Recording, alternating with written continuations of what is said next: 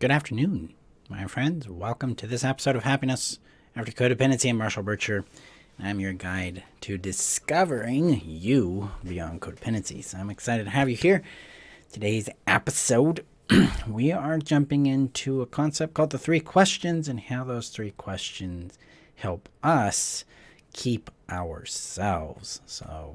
And I've got a little link for you. So before we get started, a couple of things. First of all, as always, got to share this out to the community. So if you're looking for that safe haven where you can be seen, understood, see that you're not alone in this, come join us in the community. The link is above on Facebook, below on YouTube. And if you're listening via YouTube, hit that subscribe button because I put out new material all the time.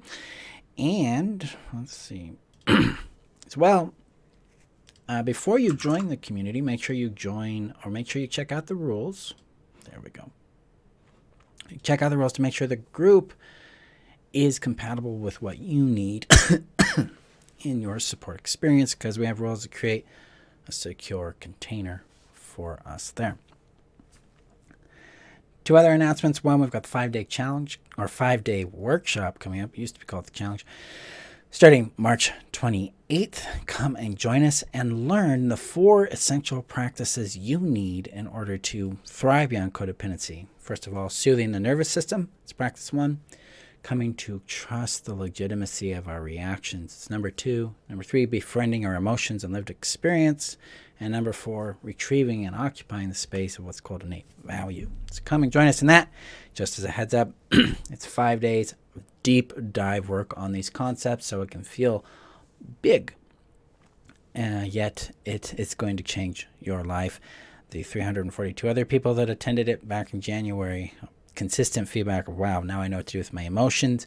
I feel sane. I have traction in my own healing. I feel relief. I feel joy. These are the common feedbacks we get with just that with the workshop. So come and join us there. Link is above on Facebook, below on YouTube, and the front page of my website at freetheself.com if you're listening via podcast. Second announcement is a new course coming out called the Healing Codependency Essentials Trainings, where I teach you how to, dismantle your codependent impulses, connect them to healthy ones, neutralize fantasies, regulate the fawn response, and occupy your power. So watch out for those links above. Facebook for that, below on YouTube, and front page for registration on that. So let's jump in to today's topic. Where is it? There it is. Yeah, reinforcing your healing, episode 2, how to prioritize yourself using these 3 questions. So in codependency, we're externally oriented. We are entangled with the other person's experience, right? Their reality, what's going on over there. So we're asking questions about what do they want? How much capacity do they have? What's going to make them happy? And this is where we are not in contact with ourselves. This sense of what's called external orientation, or outsourcing these things, is part of the fawn response in codependency, where we are attempting to regulate our own sense of safety, connection, and identity, those 3 necessities we all have, through caring for their emotional states, their consequences, their needs, their wants. And, man, I'm sorry for the coughing. And then not caring for our own. Because in this is a implied agreement. If I care for your pain, you'll care for my pain. And a lot of times in codependency, we're hoping they'll do for us what we do for them, right? And so this gets us into some really painful relationship dynamics. It gets us trapped in our own sense of hopelessness and powerlessness. And that hopelessness and powerlessness makes sense because we do not have power over what they do.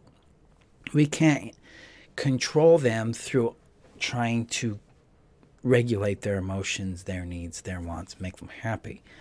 Our work is to actually know what matters to us, connect with that, and then follow it. And that is what these 3 questions do for us. Because if you're a student of mine, you've heard this a bajillion times. So we get to hear it again. But if you're new to me, these 3 questions will start helping you orient to the things that are actually priority in your world. Because this is about your well-being and your happiness long term. This is not about regulating them or pleasing them. So the questions are specific and deliberate because they're built on the premise of your wants being a valuable thing, your capacity being a legitimate limit and boundary, and your well-being and happiness being the priority in your world. Those are the three things that need to be priority in your world if you're to heal from codependency. Because without them, you're not able to access what you want and need in a reliable way and then ask for it and pursue it in ways that add to you. Instead, we're going to use codependent behaviors like people-pleasing, avoiding conflict, enabling and fixing behaviors, rescuing, enmeshing with them, that kind of thing to get these met. Fun with coughs today. I'm sorry, guys. All right. So there's three questions. Question number one, do I want this? Is this what I want? This can be the hardest question for us to answer because we don't know what we want. We don't even know what it feels like to want something sometimes. Sometimes we do know what it feels like, and we have shame. We have guilt. We have programming that says we're selfish for wanting that. We should want something different. We are actively in a wrestle with our own self-sense, our own voice, speaking up for us, saying, I want this. This brings me joy. Sometimes we also have the wrestle of thinking that our want is not what we think. Let's see if Marshall gets his words. We also have the wrestle of thinking, of confusing what we want with what we crave. And this is a really important distinction because in codependency, we have the wrestle of euphoria, of craving, of longing, of fantasy. And this feels like an intense desire, an intense want. And so we're like, oh, but I have this intense desire for my former toxic relationship, Marshall. Are you telling me that's... No, I'm not. That's actually a red flag. That's your trauma talking. That's love addiction talking, the trauma bond being activated. Anything that's euphoric for codependent needs to be put in the red flag zone. We have to slow down and stop and analyze and understand what we're really experiencing, because euphoria is a signal of danger for us. It's not a signal of compatibility. It's not a signal of fulfillment. It's not a signal of joy. It is a signal of danger. Real wants that are actually aligned with our well-being and happiness, first, are going to support and promote our long-term well-being and happiness because they're not going to violate our boundaries. They're not going to violate our safety. They're not going to violate important, warm, secure connections. They're not going to violate our sense of personhood. Instead, they're going to add to those things, complement them, and expand them.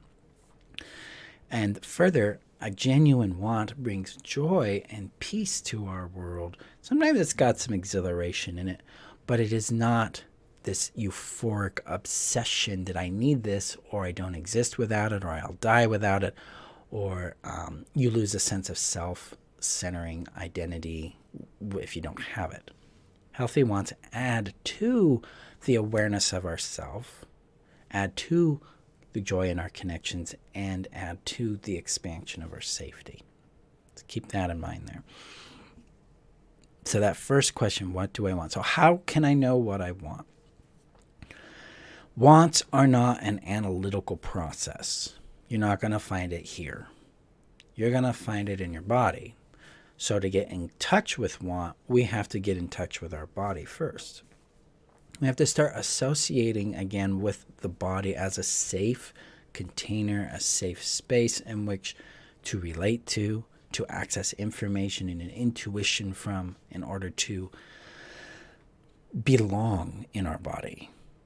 And that means our emotions need to become safer to feel and acknowledge, to legitimize and integrate. Our sensations need to become safer to acknowledge, legitimize, and integrate. And the awarenesses we start picking up within our body need to be acknowledged, legitimized, and integrated. So they're safer to acknowledge, they're safer to access, they're safer to follow.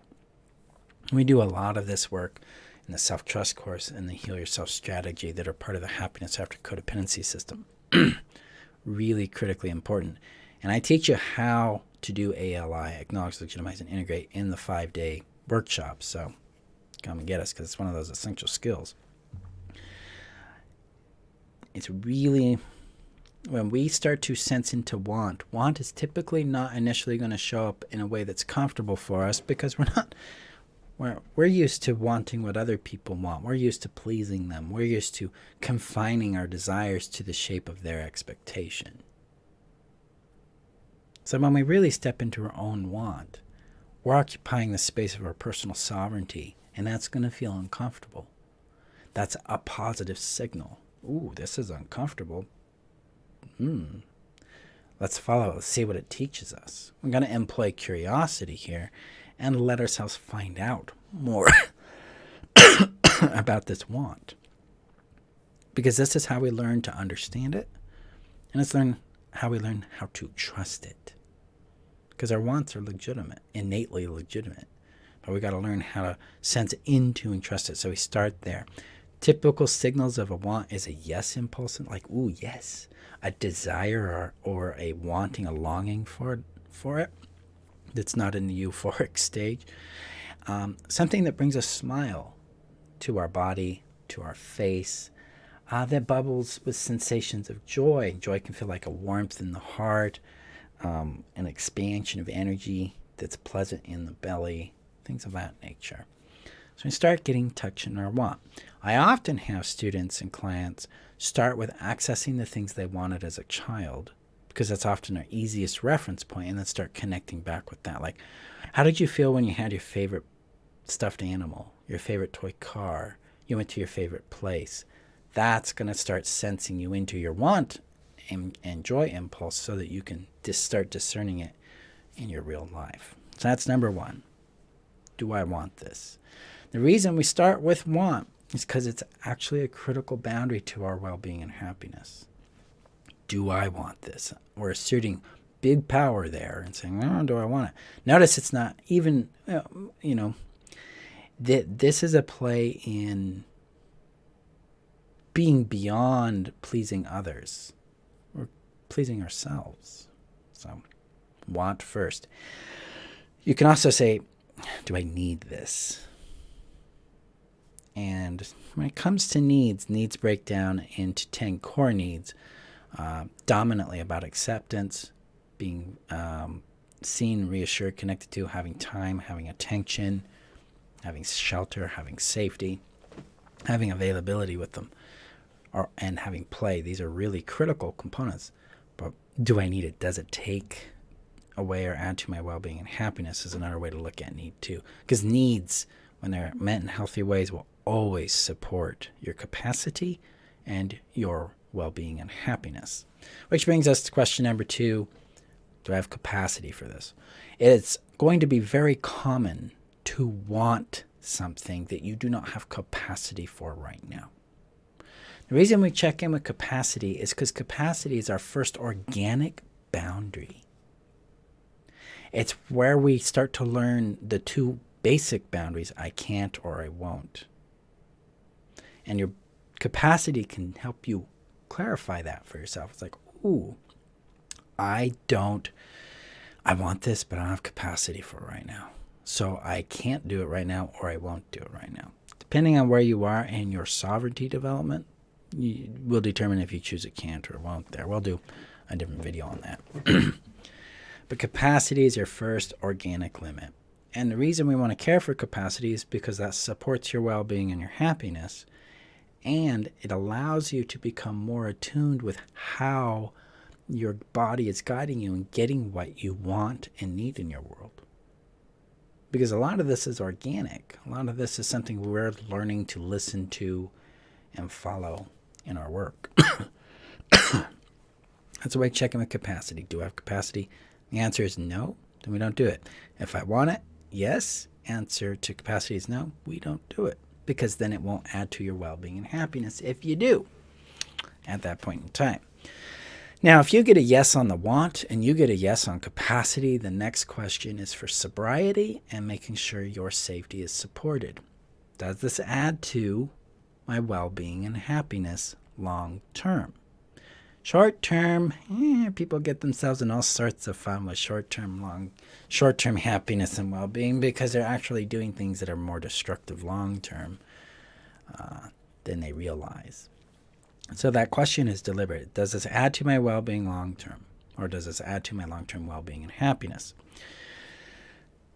That's where we're asking ourselves the big sober question. Is this going to harm me? Is this going to take away more than it gives? How can I determine that?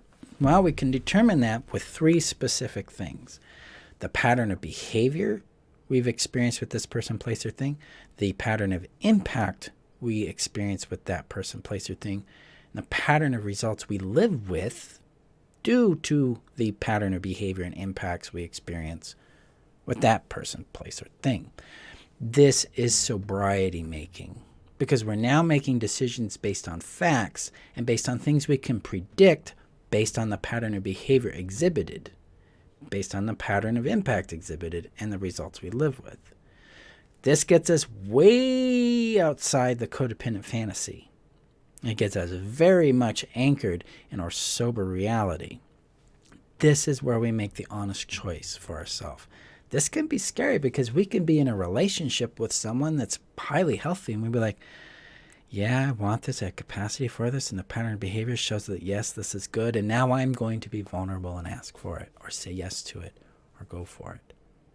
It's also scary on the other side, like, wow, yeah, I want this, I have capacity for it, but this person's so unhealthy and not safe for me, or the pattern of impact is I never feel connected, I never feel seen, I gotta say no to this. That last question is all about that sobriety, about what's real, so you can make the best decision for yourself long term. This is why I have these 3 questions with my students all the time. Is because it brings us back home to us. We become the priority, again, in our world, which we should be, because the healthy, proper order of relating with other people, places, and things is me, then you. And it has to be that way. It's myself, so I can assess whether I got capacity for it, it's going to add to my well-being and happiness. And then if that's a yes, then I can honestly communicate that with the other person, place, or thing, and move forward. But if I say no to that, then I have an honest boundary. It's got to work that way, because in codependency, the order of relating is you, me, you, me, you.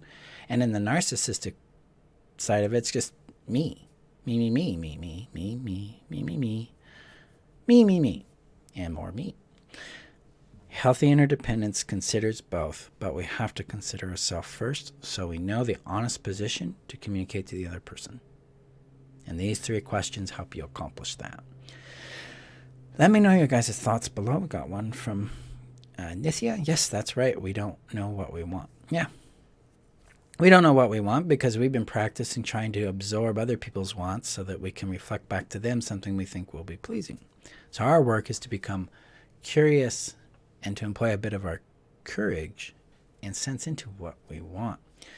In the Know Yourself strategy, which is part of the happiness after codependency system, we go deep on understanding these impulses and digging into them, sensing into them, and getting experience with them. So if you're really struggling there, come join us there. Okay, my friends, thank you for being here. Thank you for sharing some of your time with me today. Now, if you're watching via YouTube, hit that subscribe button. Guys, share this out to people you know and benefit from it. Thank you for doing that. Thank you for the compliments. Thank you for the messages. Thank you for the comments about the impact of my work on your world, because that really brings me joy. That helps me understand the impact, because that is a sense of connection with you. It's a sense of connection with life. Like, we're building this together. So I appreciate that from you. Nithya also says, thank you for sharing. Yes, 3 questions. What do I want? Well, the 3 questions are: what do I want? Do I have capacity for this? And does it add to my well-being and happiness? Now, detecting what you want is, how do I know I want that? So that's a really good sanity question, actually. So I like that. Nice work. So again, thank you for being here. Come join us in the 5-day workshop. I'm excited to give you guys even deeper training and insight on that. It's all live. It's Mondays. It's Monday through Friday. Each class is taught at 11 a.m. and 6 p.m. Mountain Daylight Savings Time, or Boise, Idaho time. So come join us and let's change your world.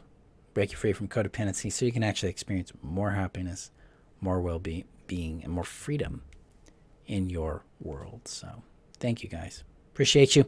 Go safely. Be gentle with yourselves. And I will see you in our next training.